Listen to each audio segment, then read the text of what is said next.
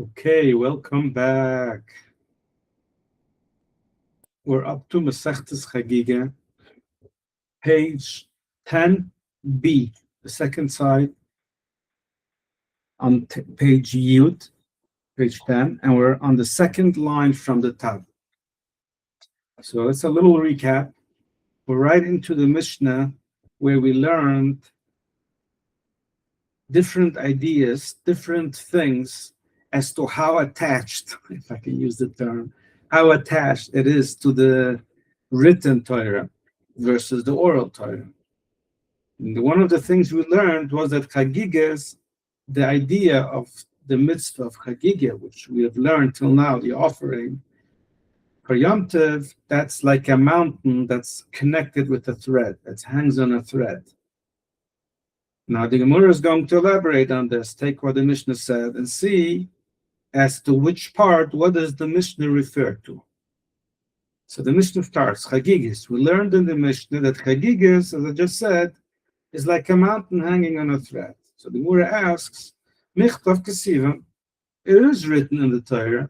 The Torah clearly says, as we have mentioned many times, that 3 times a year we should go up and to the Beis HaMikdash and bring offerings. We shouldn't come empty-handed.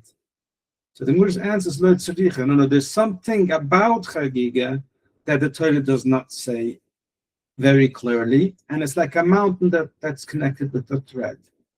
Like what Rav Papa said to Abaya. And we have seen this before. The Gemara is going to repeat as this is the Chiddush, this is the idea that Mishnah means. So the Gemara asks, from where do we know that that when the Torah says that you should be celebrating a holiday for Hashem, that it means zevicha, that it actually means that you have to bring meat, that you have to bring a meat offering. Dilma, maybe it just means that you should be celebrating a holiday. The Torah just says celebrate. Where do we take that the idea of celebrating means that we need to have meat, and not just meat? We can't have chicken, it has to be heavy meat, red meat. So the Gemara says, you know what? Because we see in the Torah, Elu Ma'atu, maybe from here, because it says, Hashem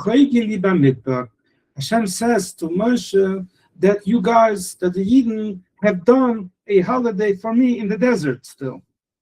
So over there, they bring offerings. So therefore, you want to say that the Yechogi, when the Torah says that you need to do a holiday, that it comes with offering.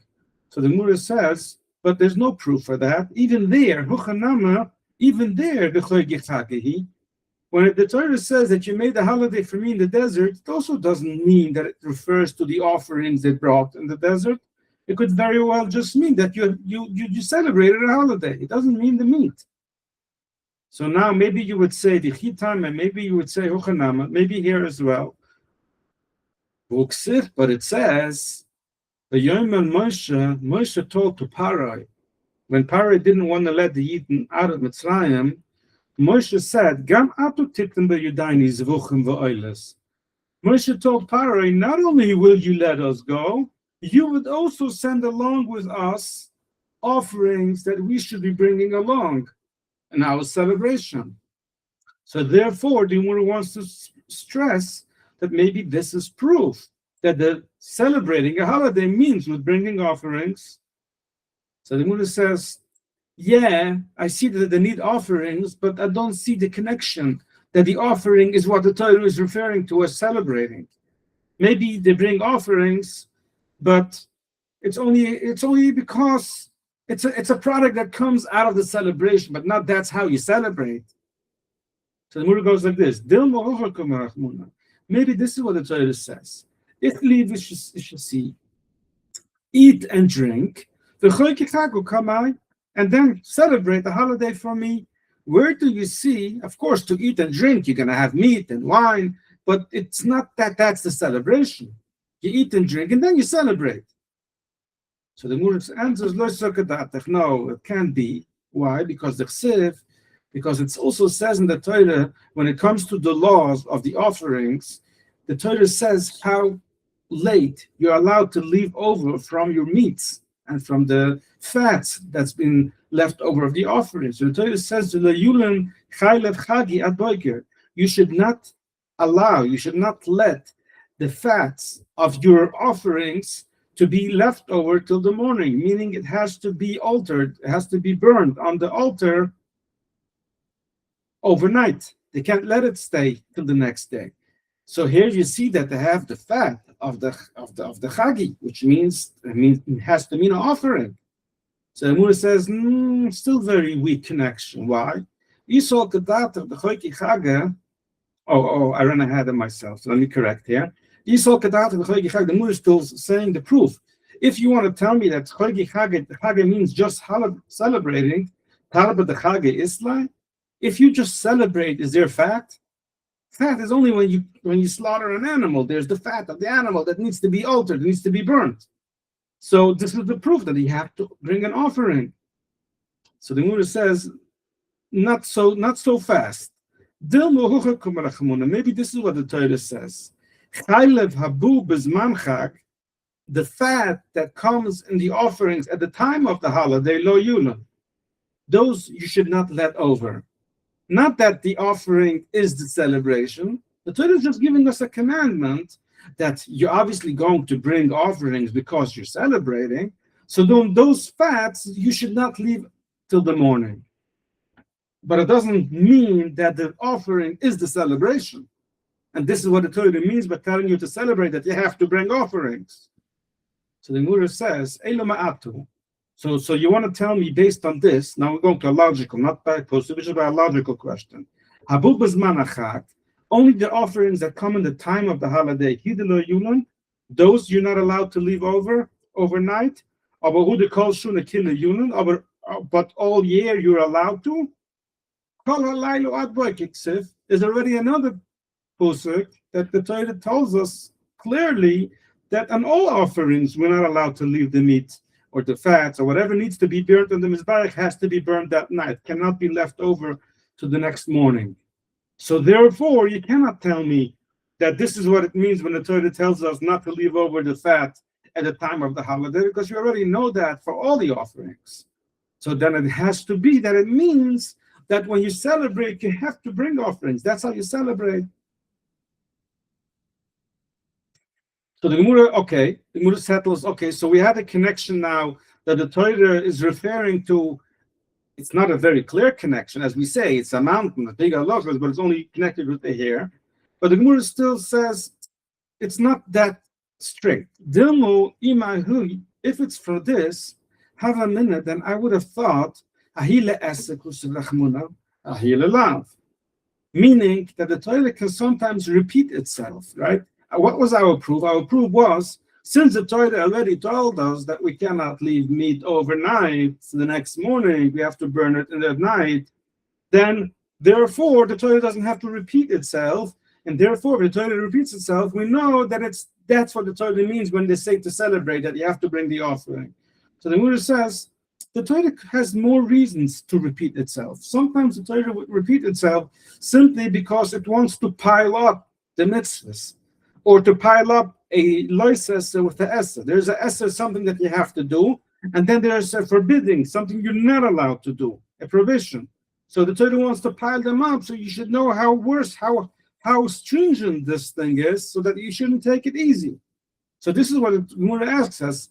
Your whole proof is only because the Torah repeats itself, and it shouldn't have repeated itself. Maybe haile essa kuselachmon and haile lav. Here, the Torah gives us the mitzvah, and here the Torah tells us the stringency that we're not allowed to do. So the Gemara says, well, for that we'll also have another pasuk, because it says, you should not leave over from the meat that you will slaughter to the first day for erev until the morning, the next morning. So therefore, the Torah already gave us the prohibition, the forbidding not to be allowed to do that. So the Gemara is now pushing it. The dilmul laval ulav b'shnai lav the essa. So the Torah is piling it up, giving you 2 times saying you're not allowed to do that, and plus a mitzvah not to do that, meaning that you have to eat up or burn the meat overnight, whatever needs to be burned, shouldn't be left over. So the Gemara says, okay, you know what? We don't really have proof from there, because the Torah could repeat itself. It's not that proof. The Torah repeats itself that that's what it means, that you have to bring an offering. So the Gemara is going back to a different route. Elo asya midbar. We had a Gezeira Shuvah. We've had these types of learnings before. When there's a word and another word which is used in two separate places, which is not the normal word to be used in that sentence, then that's a hint as to I mean something more by using a word, and you can find it else place where we have that word, and you can learn halachas over from that place. So the Gemara says we have the word midbar in another place. It says here, you should celebrate for me in the midbar, in the desert. In another place it says, the offerings that you brought me, Hazvuchim means the offerings from meat, the mincha is the bread offerings that you brought to me in the desert. So here it clearly says Zvuchim, clearly says that it was bringing offerings of red meat. Just like over there by Midbar in the desert means that it was brought with Zvuchim. Afkan Zvuchim. So here it's Zvuchim. It means Zvuchim, meaning that it needs to be red meat, and that's how you celebrate, by having meat. So the Gemara is now, this is a very strong teaching. This is very clearly written out. The idea of having a Gezeira Shuvah, which means having two words that we can compare to one to another, that's a proper way of learning the Torah, teaching us. It's not just a very tricky way. So the Gemara asks, why is this considered that it's only hanging on a thread? It's a very good teaching. It's a very good straight learning. So the Gemara answers, we have a rule that when we have this idea of two places to use the same word, is only if both of these places are within the 5 books. The 5 books from Moshe, the Torah Shebiksav, from those 5 Sfura. But if there's another word which is in Nach, then we don't generally use the Gezeira Shuvah.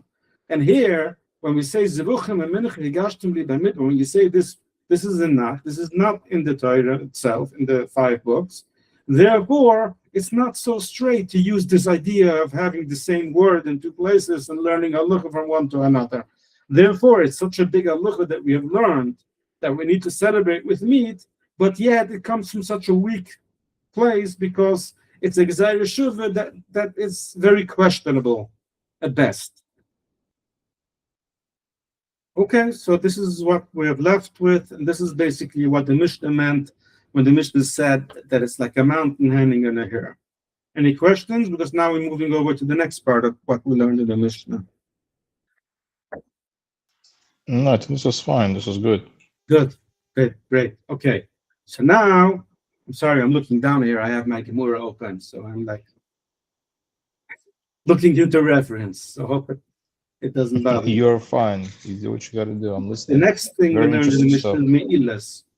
Me'ilas means that when something is hekdesh means something that has been put away for holiness. Maybe, I'll give an example. Maybe you have money that you put away. This is to be used for the Beis HaMikdash. You're going to donate it. And this money became holy, became money that you put away. Or you have an animal, like a sheep, that you have already dedicated. You're going to bring this sheep for an offering. This sheep has now become holy. You have to keep it separate. Now, if someone goes and uses this sheep or uses this money, he is now stealing from Hekdesh. He's now stealing money that's holy money. That's called Me'ilah. He's moyel b'Hekdesh. He's using something in a way from Hekdesh. Now, just to clarify one more halacha about it, because that will be important here, that the Chachamim, the sages, made a rule because it's so easy for people to accidentally use money of Hekdesh, because you may have money laying around. They wanted to make sure people are extra careful when they put something segregated to be Hekdesh, that is actually put away for Hekdesh and you don't touch it. So they made a separate rule that someone who even accidentally uses money of Hekdesh, he not only has to pay it back, he has to pay back with a fifth. That's a 20% interest that he has to pay back on that. Okay? And that's even on a mistake. If you make a mistake and you accidentally, now there's exceptions to that rule, but this is the general rule. And this is interesting because even on a mistake, someone was really, really careful, but he made a mistake, that's the rule, even for a mistake.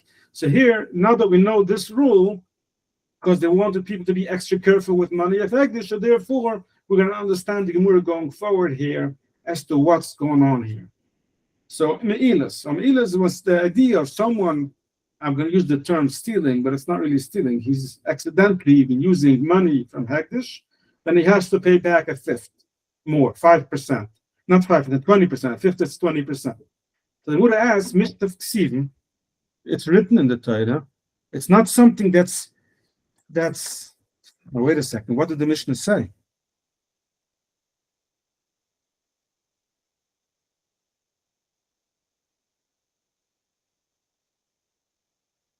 Okay, here's the Shabbos, Chagigah and Me'ilas.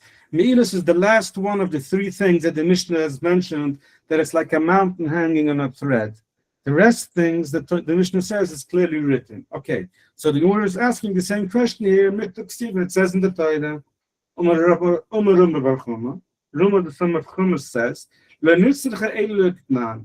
this is a very interesting phenomenon, a very interesting thing to come out because of this halacha, that Hashalayach usa shlichusai balabais mu la usa shlichusai shliach mu.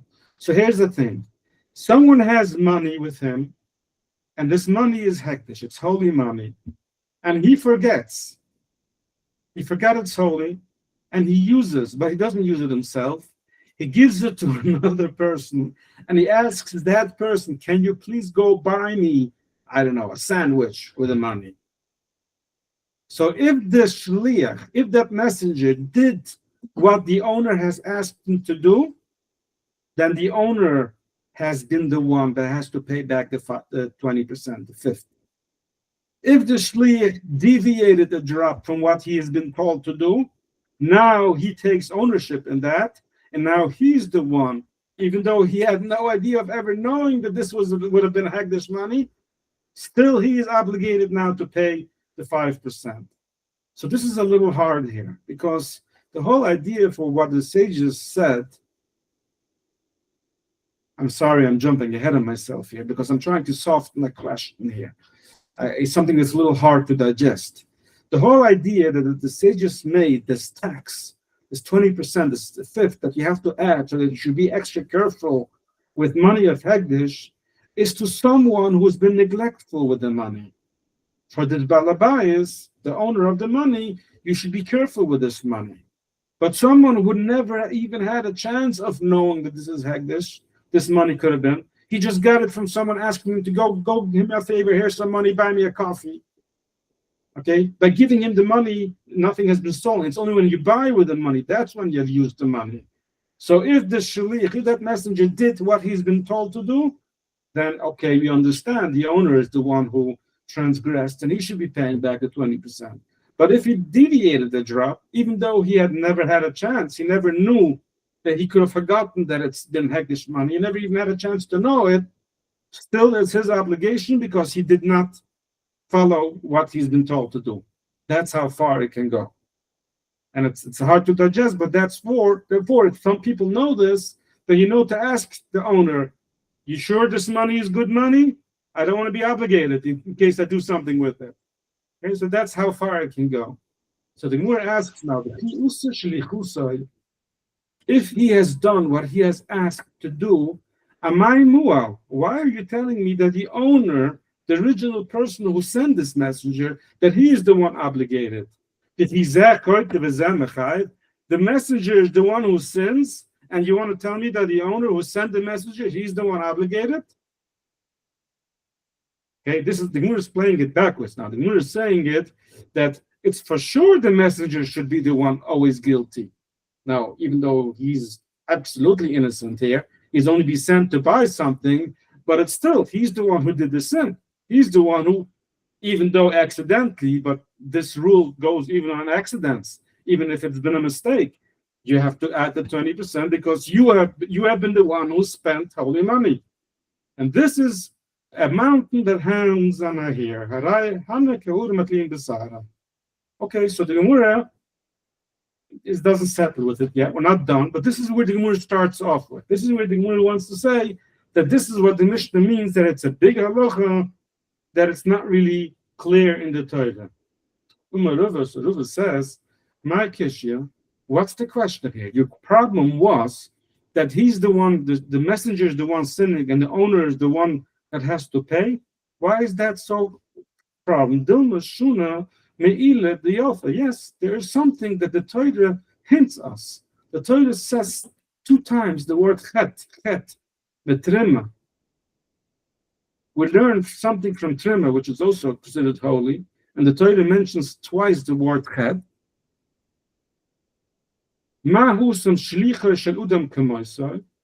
There, when someone sends a messenger to take trima from his own fruits, whatever needs to be done trima, and it's considered as if he has done it. So even same thing here, the messenger is as if he is the owner, and as long as he has done whatever he's been asked to do, it's not such a big question that he should not be the one who transgressed. It's the person, the owner who sent him, he should be the one transgressing, because his messenger should be exactly like him. So Ruva wants to answer something else. We don't need, the Mishnah is not talking only in a scenario, what we learned. What happens, the same scenario, the messenger, an owner sends a messenger with money to go and buy him something, and that money was holy money. But the owner realized, oops, I've given him holy money. Before he had a chance to go buy it, but he already left. He couldn't call him back anymore. But the shliach never knew. Then the shliach knew. In a case like that, it's the messenger who's obligated to pay. So the Gemara asks, shliach aniyu, ma'ku uvet. What happens if this messenger is a poor guy? What is he to? Why is he at fault here? He's been asked to do something, and he did exactly what he's been asked to do. Why is he the one? Only because the owner remembered that it's holy money after he's given it to me? Well, that was too late. I was already on my way. So the Ruva says, this is a very hard halacha. This is a big halacha that hangs on a thread. Why? Because this halacha goes even on a mistake. And yes, you did a mistake. Yes, you had no way of knowing. But since the owner remembered and he wanted to stop your message, he wanted to stop your shlichus, whatever he sent you to do, but he couldn't reach you. Okay, I guess there were no cell phones then. So it was already on the messenger now that he's obligated and he's the one who transgressed. Okay, so this is Ruva's translation. Muru goes on. Rav Asher says, "My kishya, why is this even a question? You're worried that this shaliach, he's a poor man. What has he done bad? Dilma mahai it's the same thing that a person that has holy money and he accidentally uses it for chilin, for plain money, which is also an honest mistake. That's what this halacha is. It's for someone, even that he does a mistake, he's obligated to pay that fifth.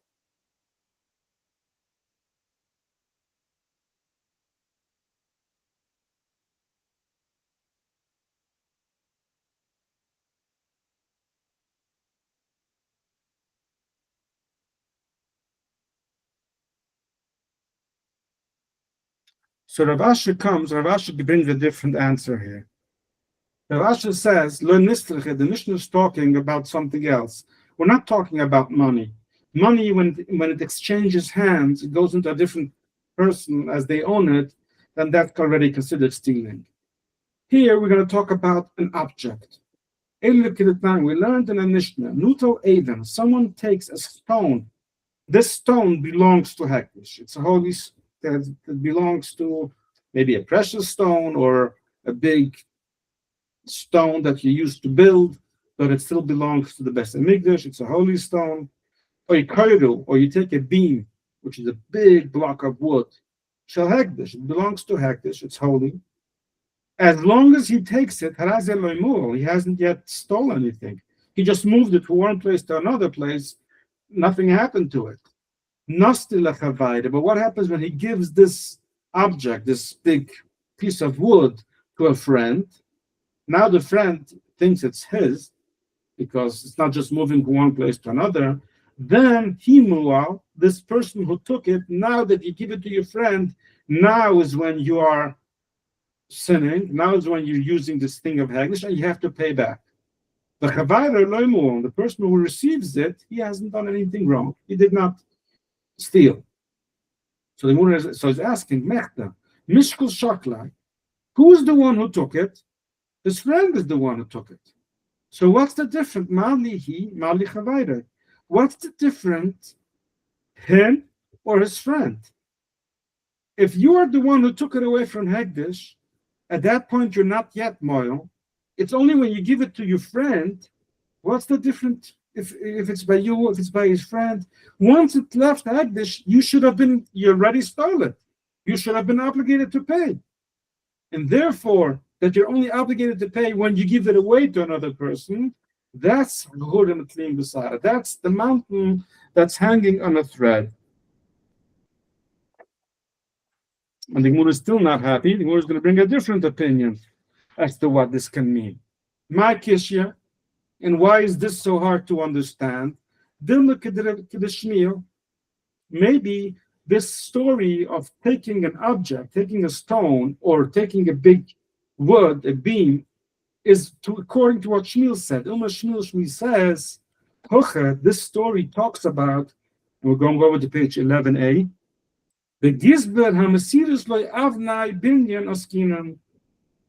it talks about someone he's the Gabba. He's the one in charge to keep the stones and the woods. People store it by him. Or even more, could be he's the Gabba for Hekdesh. That the holy stones that the Hekdesh wants to keep, they keep it by him.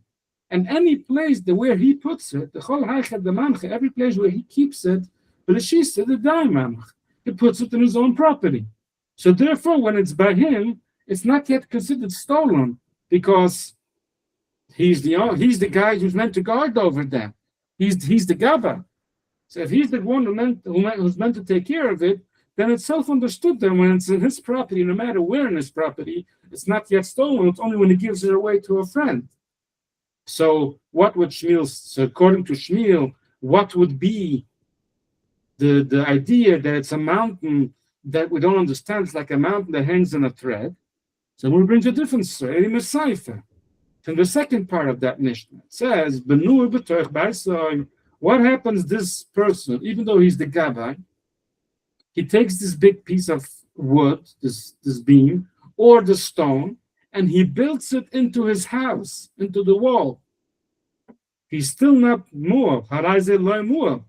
He's not yet obligated. He's not yet stolen anything from Hekdesh. Why? Because wherever he puts it, he can keep it there because he's the one obligated to watch over it. But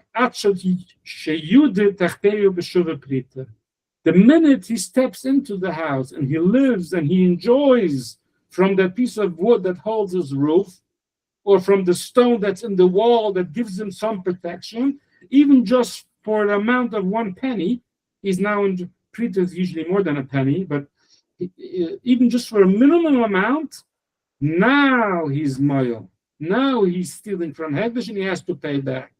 So he's asking, Mechdesh Shenai Shamai, what changed? Mali Dor, Mali Lodor. This piece of stone has been built into his wall, and he's not obligated to pay yet. He hasn't stolen anything yet. It's still here. He just put it in the wall. Even if it's cemented in, but it's still there. Nothing happened to it. And the minute you go in and you enjoy the wall, now you're stealing, how is that changing the stone? How is that making him obligated? And it says, this is maybe the idea what the Mishna is saying, that this is something so hard to understand because nothing changed. He didn't even touch the stone right now. He only went in to enjoy the house, but now he's using that stone. And this is the mountain that hangs in a thread.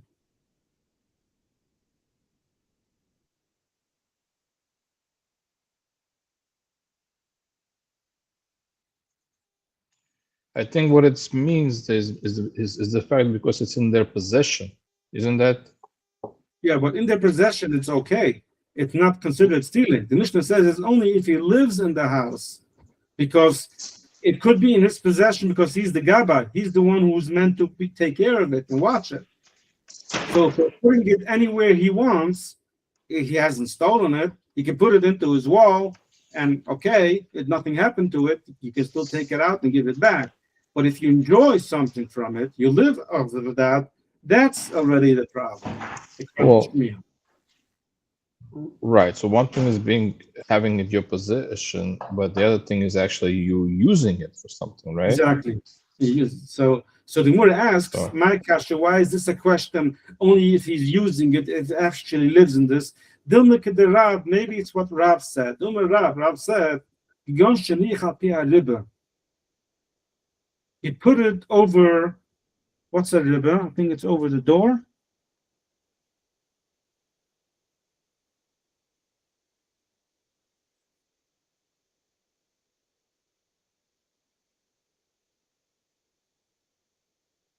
Yeah. He didn't build it into the house, meaning he didn't cement it in. You can still take it out. So, of course, once the rock is cemented into the wall, then I can hear you ask me, what's the difference if he lives in the house or not? He already cemented it in. But here we're not talking it's cemented. It's a big, long rock. So he used it as to be like a cover over the door. So the door can close and it has a big rock on top of it where no nails has gone into it, no cement has gone, it's just sitting there. So then, if he lives with it, he has any pleasure that it's there, then he's using it, that's when he's obligated. And if not. So it's not such a big chiddush, it's not such a big mountain that's hanging in her hair. It's very understood that he didn't alter the stone or the wood anywhere. Idar by and Iloidar, no. So the word goes back, you know what, in each one of these different scenarios, you can find a position, you can find a place where it's okay to be used that way, and it's not such a big question, such a big chiddush. So let's settle on one. We're going to go back to what Ruba says in the beginning. And it talks about money. But you had the question, the Kashalach, you had a question, it's the same thing as someone who makes a mistake and takes money from Hekdesh. So the Mura says like this, the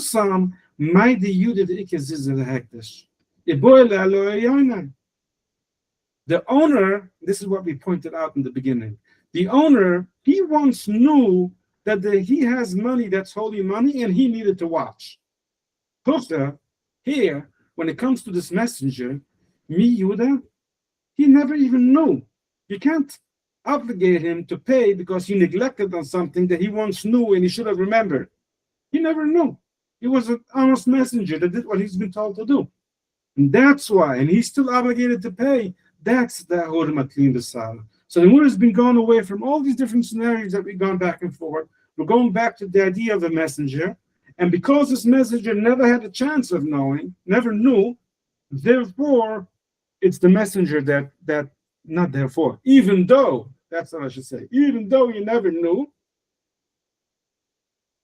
and it's still an honest mistake here, but still he's obligated to pay for it, because that's the halacha when it comes to making mistakes with money that belongs to Hekdesh. I think we're going to pause here. Here we're coming back to the next part of the Mishnah that we learned.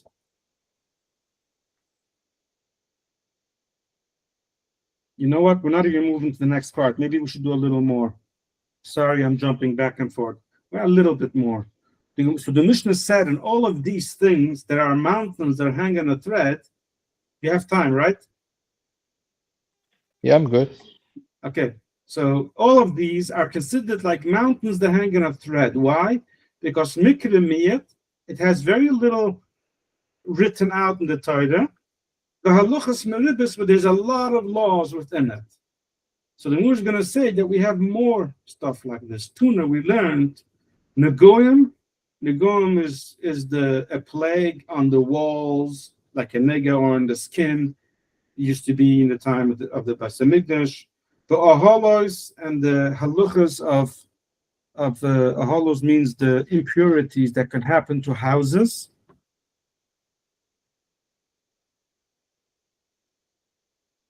Yep. If there's a dead body in a house, that whole house becomes tuma. Those are also mikra miyad v'luchas meribas. It has very little sikkim in the Torah, mentioned very little in the Torah, and they have lots of laws in it. So the Gemara asks, in the Guam mikra miyad. Now, even though our Mishna didn't mention these, the Gemara is bringing them in as there are more, and the Gemara is going to elaborate on them as well. The Gemara is going to ask, is there little sikkim about Nega'im? Nega'im mikra meribihi. There's a lot of sikkim in the Torah talking about this nega, this idea of this plague, of this, I don't have a better translation, of this illness that can happen on the skin or on the wall of a house where it becomes impure. Rav Papa said, this is what it means. Nega'im, when it comes to nega, mikra meriba, v'luchas me'itis. We have to fix this little Mishna that we learned here before, that Nega'im and Ohalos, they have very little pesikim, and a lot of haluchas. It really goes like this. Nega'im, the first one, has a lot of mentioning in the Torah and very little haluchas about it, very little laws. Ohalos is the other way. Ohalos means the impurities when there's a dead body in a room, that everything in the room becomes impure. That's mikrami, that has little pesikim, little mention, but haluchas meribis and a lot of haluchas. So now the Gemara comes to the point here, which we have asked right in the beginning. What's the difference as to what's written in the Torah more and what's written more in the oral Torah? Meaning, in the Mishnah, there's more haluchas in the Mishnah versus more haluchas in the Torah. Now, I want to say something about it. I'll leave it to the end. But first, the Mishnah is saying, what is the Mishnah even telling me here by telling me this is like a mountain hanging on a hair? The Gemara says, for a very simple reason. If you have a question and you don't know what to do, when it comes to the laws about Nega'im, I'm bekru that you should look in the Chumash, you should look in the 5 books to see the halachas, all the laws. And if you need to look up what to do about a halacha, about something that's impure, about a dead body in a room, for that you have to go check in the Mishnah. That's why the Gemara is letting you know what kind of halachas you're going to find in the Torah, and what kind is a written Torah, and what type of halachas you're going to find in the oral Torah. Very, very interesting that the Gemara itself, where they're meant to tell us the laws, are not telling us the laws, they're telling us where to find certain types of laws. It's becoming like an index here. Start telling us what to find where, which is a little question. It's a little hard to understand. So what are you really trying to tell me here? This is my takeaway from this, which I want to say. What are they really telling us here? What they're telling us here is that there is no difference between the written Torah and the oral Torah. Now, of course, it's different. This has been given by Moshe, and this has been given by the sages. The idea is that you cannot live with one without the other. You obviously can't live with the oral Torah without the written Torah, because the oral Torah is all based on the written Torah. But neither can you live with the written Torah without the oral Torah, because the written Torah has too many unexplained things that we need to get to more details. Some things are only mentioned a hint in the Torah, and it's the oral Torah that elaborates and opens up our minds and make us see what's more in there. And this is why the Mishna is saying us what's written where, because both is a package deal. You can't go with one and not the other. I think that's a very strong message here as to a takeaway from what we're learning here, that it's not just telling us you should know where to go look for something. it's also behind the scenes telling us that they're both one package. You can't live with one without the other. Anything you want to add, or any questions? I think you said it right. It's more like it feels one is dictates, the other one confirms. Yes. You Yes. know, It's like the basically what it written is. Torah, if you can use an analogy like a comparable. The written Torah is like notes you would take by a lecture, and you would just write as fast as you can in hints as to what you have learned. And then with the oral Torah, it elaborates and teaches our minds how to read the written Torah and how. But you can't live with one without the other. It's a package deal. So I'm going to pause here. Next time, we're going to move over to the next part of the Mishnah, where the Mishnah says, Dinan, that's written a lot in the Torah. And the Gemara is asking again, but it's written. The Mishnah said it's written. So we're going to learn about that. That even though the Mishnah says it's written, there's still a lot of things that is not written. Even for those that is written in the Torah, there's a lot more to learn about. So leave that for next time. Thank you so much for today. Thank you. Yep. Let me pause here. Thank you.